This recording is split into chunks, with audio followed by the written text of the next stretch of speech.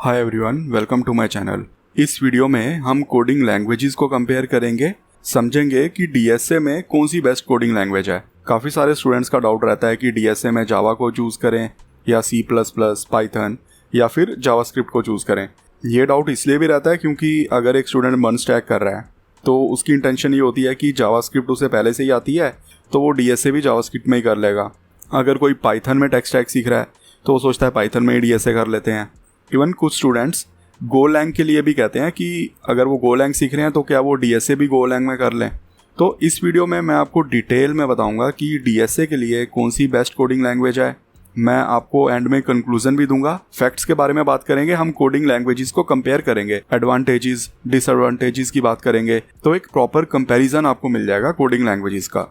ये वीडियो बहुत इन्फॉर्मेटिव होने वाली है तो इसे एंड तक जरूर देखना, आपके सारे डाउट क्लियर हो जाएंगे। हम डिफरेंट टेक स्टैक के बारे में भी बात करेंगे एंड कंपनीज किस लैंग्वेज को प्रेफर करती हैं एंड ऐसा क्यों करती हैं उसके बारे में भी समझेंगे। अगर आपने अभी तक चैनल को सब्सक्राइब नहीं किया तो सब्सक्राइब भी कर लेना।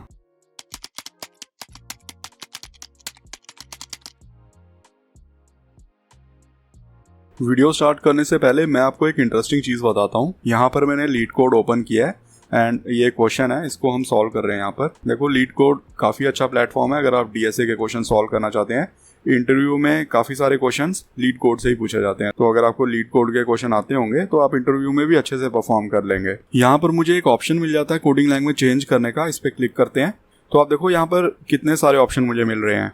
मैं जावास्क्रिप्ट में कर सकता हूँ, टाइपस्क्रिप्ट, पाइथन, जावा, कॉटलिन, गोलैंग, रस्ट, तो काफ़ी सारे कोडिंग लैंग्वेजेस के मेरे को ऑप्शन मिल जाते हैं। मतलब कोई भी डीएसए का क्वेश्चन है उसको मैं इन सारी कोडिंग लैंग्वेजेस में सॉल्व कर सकता हूँ। ये ऑलमोस्ट हर एक वेबसाइट में सेम रहता है। अगर आप किसी और वेबसाइट में डीएसए के क्वेश्चन सॉल्व कर रहे हो तो आपको मल्टीपल कोडिंग लैंग्वेज चूज करने के ऑप्शन मिल जाएंगे।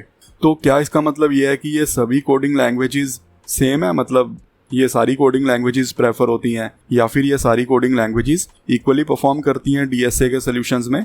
तो ऐसा नहीं है, हर एक कोडिंग लैंग्वेज की डिफरेंट परफॉर्मेंस रहती है and even companies different coding language को प्रेफर करती हैं। आगे चल के मैं आपको डिटेल में बताऊंगा कि कौन सी कोडिंग लैंग्वेज प्रेफर होती है एंड हम कोडिंग लैंग्वेजेस को कंपेयर भी करेंगे विद रिस्पेक्ट टू डीएसए। आप ये वीडियो एंड तक जरूर देखना, बिल्कुल भी स्किप मत करना, आपके सारे डाउट्स क्लियर हो जाएंगे। सबसे पहले मैं आपको यही बता देता हूँ कि कौन सी कोडिंग लैंग्वेज प्रेफर होती है डीएसए में। यहाँ पर मैंने चैट जीपीटी से पूछा है कि इनमें से कौन सी कोडिंग लैंग्वेज बेस्ट है और उसने मेरे को टेबल फॉर्म में बता दिया एडवांटेजेस एंड डिसएडवांटेजेस। ये शॉर्ट में ही है, ज्यादा डिटेल में नहीं बताया है। इसके बाद समरी में उसने बताया कि C plus plus and Java prefer होती है कॉम्पिटिटिव कोडिंग के लिए।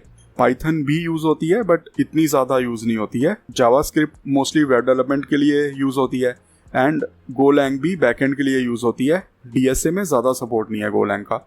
ये चैट जीपीटी का रिस्पॉन्स है, ये ऑलमोस्ट सही रिस्पॉन्स है। मतलब C plus plus and Java ही प्रेफर होती है डीएसए के लिए, बाकी कोडिंग लैंग्वेजेस इतनी ज़्यादा प्रेफर नहीं होती। बट टेक्निकली अगर देखें तो आप बाकी कोडिंग लैंग्वेजेस में भी सॉल्व कर सकते हो डीएसए के क्वेश्चन। जैसे हमने लीड कोड में देखा था, काफ़ी सारी कोडिंग लैंग्वेजेस का सपोर्ट था। सभी कोडिंग लैंग्वेजेस में से Java and C plus plus ही प्रेफर होती है।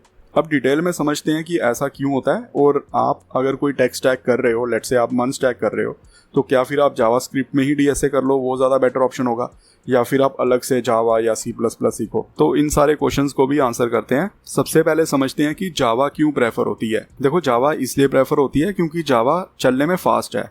सी प्लस प्लस से स्लोअर लैंग्वेज है बट बाकी लैंग्वेजेस से फास्ट है जावा। जावा में हमें इनबिल्ट कलेक्शन फ्रेमवर्क मिल जाता है जिसमें हमें काफ़ी सारे डेटा स्ट्रक्चर्स मिल जाते हैं एंड इनबिल्ट फंक्शन भी मिल जाते हैं। अब इसमें स्टूडेंट्स को ये भी डाउट रहता है कि जो लाइब्रेरीज होती हैं, जो फंक्शंस होते हैं, वो हम यूज़ कर सकते हैं या नहीं कर सकते हैं। देखो, जब भी आप डीएसए का क्वेश्चन सॉल्व कर रहे हो, अगर इंटरव्यूअर आपको स्पेसिफिकली बता रहा है कि आपने ये एल्गोरिदम लिखना है तो वहां पर आप एल्गोरिदम लिख सकते हो। बाकी चीज़ों के लिए आप इनबिल्ट डेटा स्ट्रक्चर यूज़ कर सकते हो। जैसे आप इनबिल्ट हैश मैप यूज़ कर सकते हो, एरे लिस्ट यूज़ कर सकते हो। एरे लिस्ट के जो फंक्शंस हैं, अगर आपको ऐड करना है, डिलीट करना है, तो वो आप इनबिल्ट यूज़ कर सकते हो। एक और बेनिफिट है जावा का, जावा अगर आप सीखते हो तो आपको ऑब्जेक्ट ओरिएंटेड प्रोग्रामिंग के कंसेप्ट काफ़ी अच्छे से आ जाएंगे जो कोडिंग में काफ़ी ज़्यादा यूज़ होते हैं। मतलब जावा एक सेंटर पॉइंट है कोडिंग लैंग्वेजेस का। जावा में सारे कंसेप्ट यूज़ होते हैं, जैसे स्टैटिकली टाइप्ड कोडिंग लैंग्वेज है, pure object oriented programming language है। आप काफ़ी अच्छे से डिज़ाइन पैटर्न यूज़ कर सकते हो जावा में, तो आप कोर कंसेप्ट सीख जाओगे अगर आप जावा करोगे। यहाँ पर एक और इम्पॉर्टेंट पॉइंट आता है कि फास्ट लैंग्वेज से क्या फ़र्क पड़ रहा है। मतलब अगर कोई और कोडिंग लैंग्वेज स्लो भी है, हमने क्वेश्चन सॉल्व कर लिया तो क्या फ़र्क पड़ता है, चाहे कोडिंग लैंग्वेज फास्ट हो चाहे स्लो हो। तो होता क्या है, जब आप कम्पिटिटिव कोडिंग कर रहे होते हो वहाँ पर क्वेश्चंस होते हैं, आप एक कोडिंग कंटेस्ट में पार्टिसिपेट करते हो, उन क्वेश्चंस को आप सॉल्व करते हो। जब आप सॉल्व करते हो तो वो एक टाइम में सॉल्व होता है, मतलब आपका सोल्यूशन 1 सेकंड ले रहा है चलने में या 10 सेकंड ले रहा है। जितनी कोडिंग लैंग्वेज फास्ट होगी उतना जल्दी सॉल्व कर लेगा वो, मतलब टाइम कंजम्पशन आपके सोल्यूशन की कम होगी। तो ये बहुत ज़्यादा डिपेंड करता है कोडिंग लैंग्वेज पे, इसलिए फास्ट कोडिंग लैंग्वेज आपकी रैंक को इम्प्रूव कर सकती है, एंड जितनी आपकी अच्छी रैंक होगी उतने आपके चांसेस इंक्रीज हो जाते हैं इंटरव्यू में शॉर्टलिस्ट होने के, इसलिए जावा प्रेफर होती है। अब एक बार C++ को भी देख लेते हैं। देखो C++ भी प्रेफर होती है DSA में, तो मतलब आप जावा C++ में से कोई भी चूज़ कर सकते हैं। मैं आपको रिकमेंड करूंगा कि आप जावा चूज़ करना, because Java core tech stack में भी यूज़ होती है, जैसे बैकएंड स्टैक में यूज़ होती है जावा, इवन एंटरप्राइज ऐप में जावा यूज़ होती है, बट आप C++ भी चूज़ कर सकते हैं। C++ फास्ट चलती है जावा से, तो वो आपको एक बेनिफिट मिल जाता है। बाकी C++ में स्टैंडर्ड टेम्पलेट लाइब्रेरी होती है जहाँ पर आपको कॉमन डेटा स्ट्रक्चर मिल जाते हैं, इवन आप पॉइंटर का यूज़ कर सकते हो, तो आप अच्छे से कंसेप्ट भी समझ लोगे C++ में।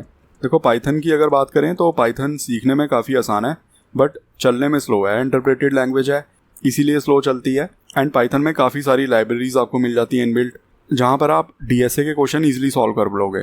मेमोरी यूजेज हाई रहती है पाइथन की, इसलिए कम्पिटिटिव कोडिंग में पाइथन प्रेफर नहीं होती। जावास्क्रिप्ट की बात करें तो जावास्क्रिप्ट में भी सिमिलर प्रॉब्लम्स हैं। जावास्क्रिप्ट स्लो लैंग्वेज है, डायनेमिकली टाइप्ड है, pure object oriented programming language नहीं है, एंड स्टैंडर्ड लाइब्रेरी जो है जावास्क्रिप्ट की वो इतनी ज़्यादा सपोर्टिव नहीं है, मतलब उसमें कॉमन डेटा स्ट्रक्चर आपको नहीं मिलेंगे, तो इसलिए जावास्क्रिप्ट भी प्रेफर नहीं होती। गोलैंग की बात करें तो गोलैंग में भी लिमिटेड सपोर्ट है DSA के लिए, कम्पिटिटिव कोडिंग में ज़्यादा यूज़ नहीं होती है, बट गोलैंग जावास्क्रिप्ट या पाइथन के कंपैरिजन में स्टैटिकली टाइप लैंग्वेज है, तो वो आपको एक बेनिफिट मिल जाता है। एक और इम्पॉर्टेंट पॉइंट है, जो कोडिंग लैंग्वेज ज़्यादा प्रेफर होती है उसके आपको ऑनलाइन रिसोर्सेज भी ज़्यादा मिल जाएंगे।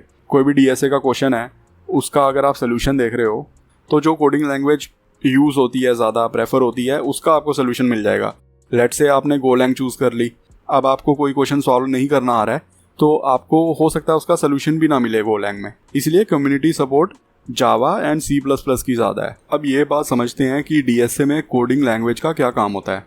DSA में दो चीज़ें आती हैं। एक DSA के कंसेप्ट होते हैं, जैसे डेटा स्ट्रक्चर्स क्या होते हैं, डेटा स्ट्रक्चर्स कैसे काम करते हैं, कॉमन एल्गोरिदम्स क्या होते हैं, जैसे एरे है, एरे में सॉर्टिंग एल्गोरिदम होते हैं, ग्राफ में ट्रैवर्सल एल्गोरिदम होते हैं।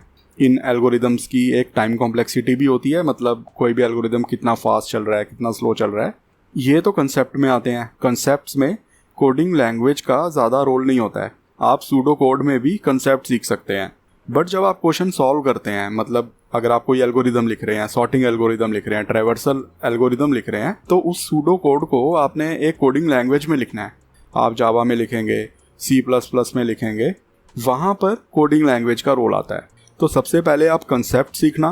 कंसेप्ट जब आप सीख रहे हो तब आपको कोडिंग लैंग्वेज पे ज़्यादा फोकस करने की ज़रूरत नहीं है, बिकॉज आप सूडो कोड में भी सीख सकते हो।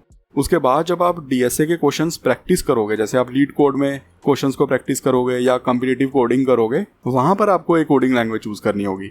अब जो कोडिंग लैंग्वेज फास्ट चलेगी वो आपकी हेल्प करेगी अच्छी रैंक लाने में, क्योंकि आपके सोल्यूशंस जल्दी रन हो जाएंगे, टाइम कंजम्पशन कम होगी। और दो ही कोडिंग लैंग्वेज फास्ट चलती हैं, one is Java, second is C++। And जब आप क्वेश्चन सॉल्व कर रहे हो, लेट्स से आप ग्राफ का क्वेश्चन सॉल्व कर रहे हो, लिंक लिस्ट का क्वेश्चन सॉल्व कर रहे हो, तो इनबिल्ट आपको कलेक्शन लाइब्रेरी मिल जाती है जावा में, जहाँ पर आप डायरेक्टली लिंक लिस्ट को यूज़ कर सकते हो। बट अगर आप जावास्क्रिप्ट में DSA के क्वेश्चन सॉल्व करते हो तो वहाँ पर आपको लिंक लिस्ट की लाइब्रेरी नहीं मिलती है, एक्सटर्नल लाइब्रेरी आपको डाउनलोड करनी पड़ेगी। प्लस अगर आपको किसी क्वेश्चन में डाउट आ जाता है तो हो सकता है आपको जावास्क्रिप्ट या गोलैंग का सोल्यूशन ना मिले, जावा या C++ का ही सोल्यूशन मिले, क्योंकि ये ज़्यादा यूज़ होती हैं। अब मैं आपको अपना कंक्लूजन देता हूँ। मेरे ओपिनियन में आप C++ एंड जावा में से कोई कोडिंग लैंग्वेज चूज़ कर लेना। मैं आपको रिकमेंड करूँगा कि आप जावा चूज़ करना। अगर आप मन स्टैक कर रहे हो तो आप जावास्क्रिप्ट सीख रहे होगे, तो आप जावा भी सीख लेना साथ में, एंड जावा में DSA के क्वेश्चन करना। अगर आप बैकएंड में पाइथन कर रहे हो या गोलैंग कर रहे हो तो भी आप DSA के लिए जावा सीख लेना। एंड्रॉयड डेवलपमेंट के केस में आप कॉटलिन में भी कर सकते हो, जावा में भी कर सकते हो, बट अगेन आपको जावा में ज़्यादा रिसोर्स मिल जाएंगे। अब स्टूडेंट को एक और डाउट होता है कि कितनी ज़्यादा कोडिंग लैंग्वेज सीखें DSA के क्वेश्चन सॉल्व करने के लिए। जैसे मैंने आपको पहले बताया है कि DSA के कंसेप्ट्स होते हैं जो आप सूडो कोड में भी सीख सकते हो, कोडिंग लैंग्वेज आपको ज़्यादा नहीं सीखनी है। जब आप जावास्क्रिप्ट या पाइथन सीख रहे होगे तो जो बेसिक कंसेप्ट आप सीखोगे वो सेम ही होंगे सारी कोडिंग लैंग्वेजेस के। तो जावा में भी सेम ही होंगे, कंडीशनल स्टेटमेंट्स, लूप्स, वेरिएबल कैसे बनाते हैं, तो ये सारी चीज़ें हर एक कोडिंग लैंग्वेज में सेम ही होती हैं ऑलमोस्ट। ऑब्वियसली जो स्टैटिकली टाइप्ड कोडिंग लैंग्वेज होती है उसमें थोड़ा सा ज़्यादा कोड लिखना पड़ेगा, वेरिएबल्स की टाइप को डिफाइन करना होगा, बट ज़्यादा डिफिकल्ट नहीं है ये सब करना। तो डीएसए के लिए आपको जावा के बेसिक सीखने हैं, उसके बाद थोड़े से इंटरमीडिएट कंसेप्ट सीखने हैं, फिर आप डीएसए के क्वेश्चन सॉल्व कर सकते हो। हमारे चैनल पे जावा का बेसिक कोर्स चल रहा है, उसका लिंक मैं डिस्क्रिप्शन में ऐड कर दूंगा, आप ज़रूर चेक कर लेना। अगर मैंने कुछ मिस कर दिया है या आपके कुछ डाउट्स हैं तो आप कमेंट कर देना। अभी तक अगर आपने चैनल को सब्सक्राइब नहीं किया तो सब्सक्राइब भी कर लेना।